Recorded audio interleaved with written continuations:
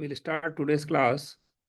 In ethics class of today, I have taken again three contemporary case studies which are based on the issues uh, present at this point of time in many states.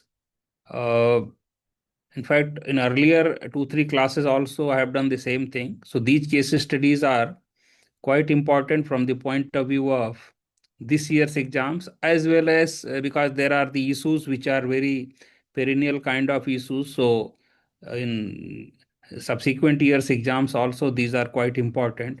So now let us start with the case studies. So I will just share the document and then we will proceed. See, the first case study which I have taken, the main theme of this case study is infant deaths, structural negligence, and moral accountability. Now, I will just read it. So, just to understand, you are Health Secretary of State. 10 infants die over 48 hours in a district hospital's neonatal intensive care unit. Preliminary reports reveal temporary disruption in oxygen supply, shortage of trained staff, and delayed maintenance of equipment. Internal correspondence shows repeated warnings from hospital administration about infrastructural gaps. Public outrage is intense. Media coverage accuses the government of criminal negligence. Opposition leaders demand immediate suspension of medical superintendent and senior doctors. Doctors' associations argue that frontline staff are being scapegoated for systemic failures rooted in budgetary constraints and procurement delays at higher administrative levels. If you order immediate suspensions, morale among healthcare workers may collapse and service delivery suffer. If you delay visible action, public trust in government hospitals may erode further. You must address immediate accountability while preventing institutional paralysis. So now this is the case study. Now let us see what are the questions which follow the case study. But before I go to the questions, I just want to tell you, see, nowadays the trend has been the case studies on contemporary issues, and the length of case studies also is about 250 to 300 words. So the case studies which I have taken also follow the same length. And these case studies in actual exam are followed by 3 or 4 questions. So I have also done the same thing.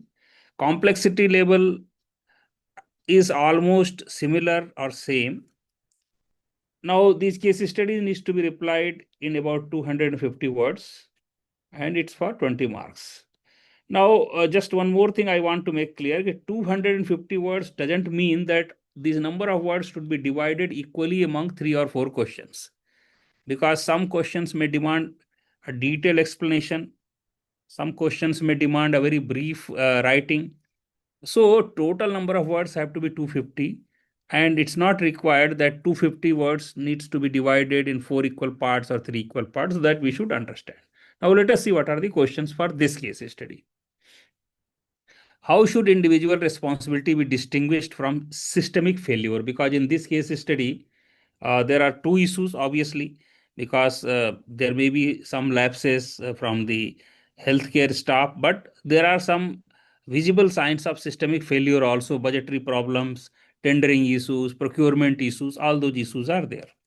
What constitutes ethically fair accountability in public institutions? Now, this is again very uh, important question as far as this case study is concerned, because here the accountability issue has been raised in hospital. What immediate corrective measures are necessary? What long-term structural reforms would you initiate? So third question, short-term measures, and fourth question asks for long-term measures. So now this also is a very comprehensive. I mean, all the four questions are quite comprehensive as far as this case study is concerned. Now, let us see what can be the model answers for these case studies. Now, first question was distinguishing individual responsibility from systemic failure. Now, this tragic incident in this hospital affects multiple stakeholders. So, as we know, we have to first find out who are the stakeholders and who are the affected stakeholders, and then accordingly, we have to arrive at the possible solution of the uh, cases. So here the stakeholders are infants, because this the neonatal ward of the hospital, and their families, doctors and nurses, their hospital administration itself, the state government, citizens who are dependent on public hospitals. Now, it is important to distinguish between individual negligence and systemic failure. If any staff member ignored duty or violated medical protocols, individual responsibility must be examined. However, preliminary findings here in this case, what they indicate: oxygen disruption, shortage of trained staff, and delayed equipment maintenance. So all these three, oxygen disruption, shortage of trained staff, and delayed maintenance, are not individual failures. These are systemic failures or institutional lapses. So these indicate institutional lapses. As Max Weber observed, responsibility in public administration is distributed across different levels of authority. So if one authority or one level of authority does something wrong, the other cannot be punished. So we have to find out which level of authority is actually responsible for the problem or the fault. Therefore, accountability must extend beyond frontline staff to include hospital management and administrative authorities responsible for infrastructure procurement and maintenance systems. So, and here we have taken a quote from Max Weber, who is very, very key writer on bureaucracy. So accordingly, I mean, we have to in case studies, we have to quote wherever constitutional provisions are required, wherever legal provisions are required, wherever ethical theories are required. So those things needs to be quoted appropriately. So this is the first part of the answer. Now let us go to second. Second, I will just go through the question once again, just to make it clear. What constitutes ethically fair accountability in public institution? Now, this is the question. Now, let us see what can be the model answer for this. Sorry. So, ethically fair accountability in a public institution requires due process, transparency, and proportional responsibility. The principle of natural justice demands that no official be punished without proper inquiry. Instead of immediate suspensions under public pressure, a high-level independent inquiry committee, including neonatology experts, biomedical engineers, and administrative officers, should investigate the incident. Where negligence is established, departmental or vigilance inquiry should fix responsibility at appropriate level. So, I mean, I told earlier, we should not punish one person for the fault of others. So, actual responsibility of the lapses should be fixed at which level, which officer or which authority has done, and then accordingly, punishment has to be done. So, ethical responsibility requires fairness and transparency in the functioning, as well as when fault is found out, in identifying who is responsible for that and in imparting appropriate punishment to that authority. Now, what are the immediate corrective measures? This was the third question. So, immediate steps must focus on preventing further loss of life. These include ensuring continuous oxygen supply, urgent repair of equipment, deployment of additional neonatal specialists and nurses, and establishing a 24-hour monitoring system in critical care units. Transparent public communication and regular updates will help restore public trust also. So this also needs to be done, because transparency has to be maintained. So maybe regular press notes or press briefings can be conducted, and in social media also a proper communication, public communication can be ensured. Now let us see what are the fourth long-term structural reforms. Now, long-term structural reforms should include strengthening hospital infrastructure, regular biomedical equipment audits under the National Health Mission. National Health Mission is very important government of India program in which state governments get a lot of funds for strengthening the hospitals, improved procurement systems, better staffing and training. Periodic health audits and early warning reporting systems, as emphasized by WHO, can help prevent recurrence of such kind of incidents. So this completes the first case study. Now let us go to second case study of today. Now this case study depends on the main central theme is welfare fraud, poverty and deterrence.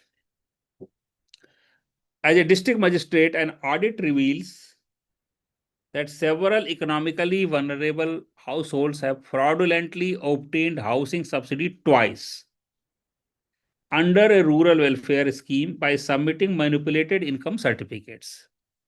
The total financial loss is modest, but clearly constitutes misuse of public funds. On inquiry, families claim desperation due to medical emergencies and debt traps. Local officials admit weak initial verification processes. Community leaders request leniency, arguing that strict recovery will push families into destitution. Audit authorities insist that failure to prosecute will encourage wider fraud and undermine scheme credibility. You must balance compassion with rule of law and ensure public confidence in welfare administration. So this is the case study.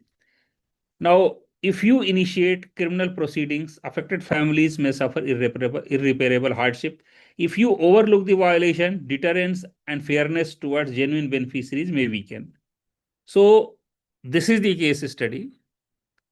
Poor people have obviously intentionally, because of their poverty, they have done some illegal activities and financial irregularities have been committed in a housing program. Now let us see what are the questions which follow.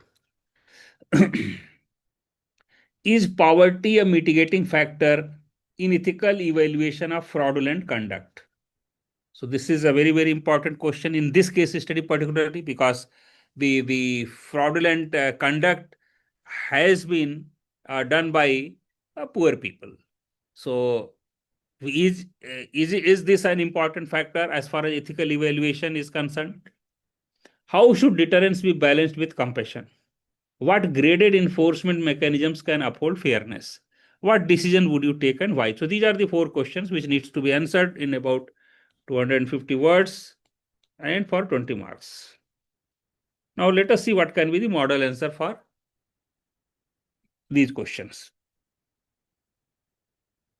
Is poverty, first question, is poverty a mitigating factor in ethical evaluation of fraudulent conduct? Now this issue in this case study affects several stakeholders.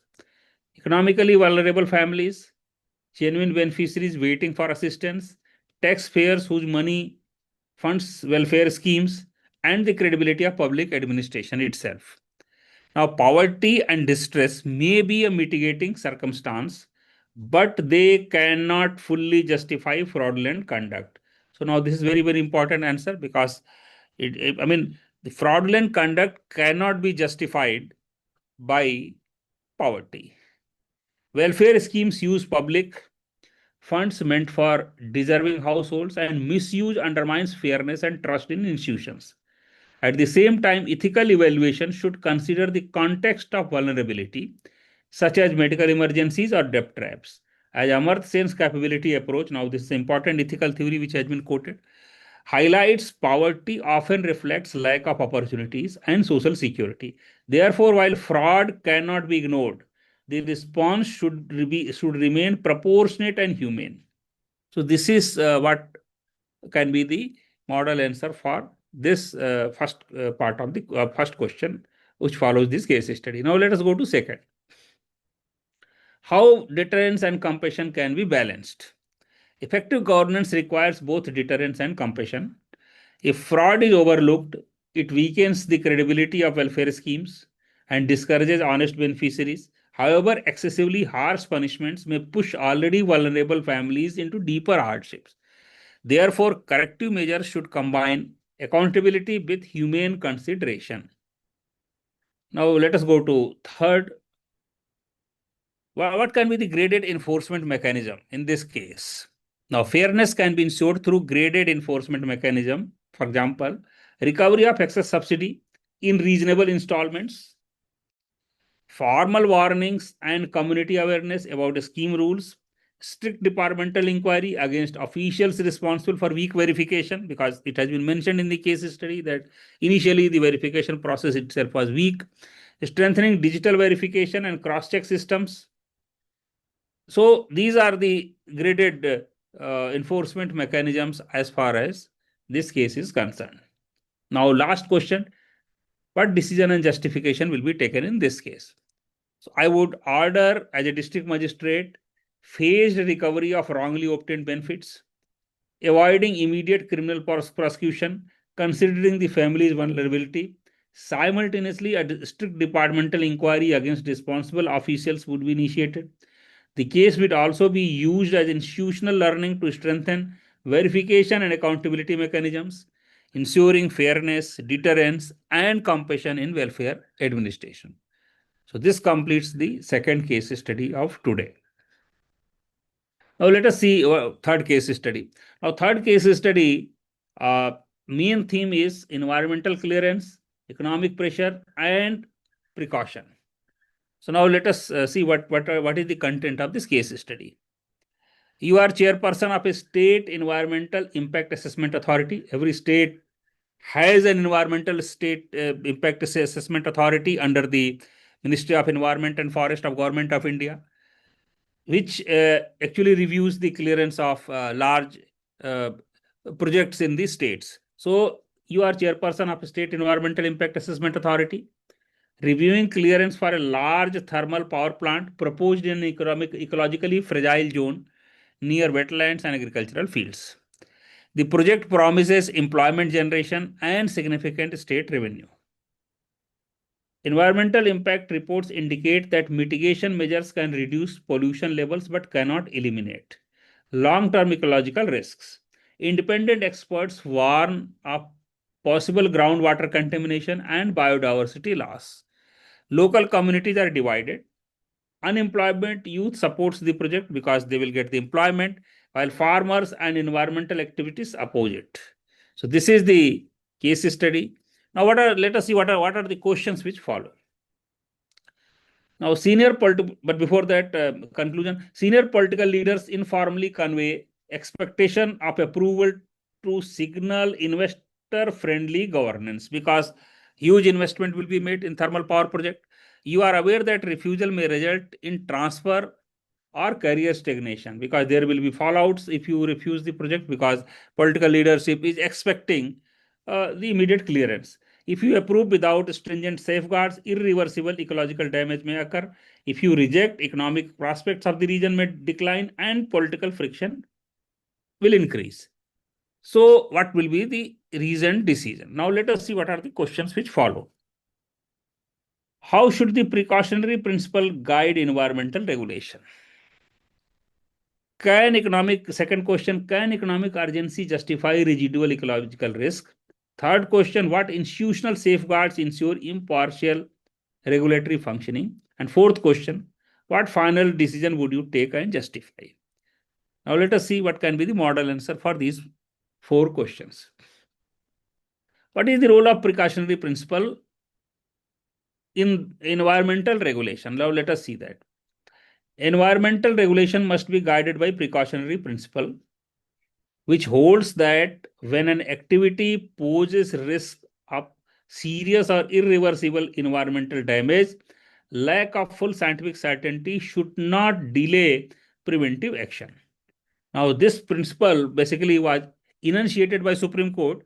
In Supreme Court, in Vellore Citizens Welfare Forum versus Union of India, 1996, recognized this principle as a part of Indian environmental law. So in ecological fragile zones such as wetlands, regulators must give priority to long-term ecological sustainability. and protection of natural resources. So this is first question. Now we'll go to second one. Can economic urgency justify residual ecological risk? The decision affects multiple stakeholders: unemployed youth seeking jobs, farmers dependent on agriculture, local communities, environmental groups, and future generations who depend on ecological resources. While economic development and employment are important, short-term ecological gains or economic gains cannot justify irreversible ecological damage. The principle of sustainable development emphasized in Rio Declaration. Now, this is important declaration as far as world environmental scenario is concerned, requires balancing development with environmental protection. Now, let us see what can be the third model answer: institutional safeguards for impartial regulation. What will be the institutional safeguards for impartial regulation? Impartial decision making requires reliance on independent expert assessment and scientific review, then transparent public consultation with affected communities, then strict adherence to environmental laws and regulatory procedures, then issuing reasoned and documented decisions to resist external pressure. Such safeguards strengthen institutional integrity and rule of law. Now, here I have used bullet points. It can be by 1, 2, 3, 4 also, or it can be ABCD also, depending, because a number of points you have to enumerate. So you have to show like that. Now, let us go to fourth, final decision justification. I would defer approval until stronger safeguards, because environmental issues, one has to very, very clear that environmental issues cannot be sacrificed for development. Alternative sites assessments and credible mitigation plans are examined.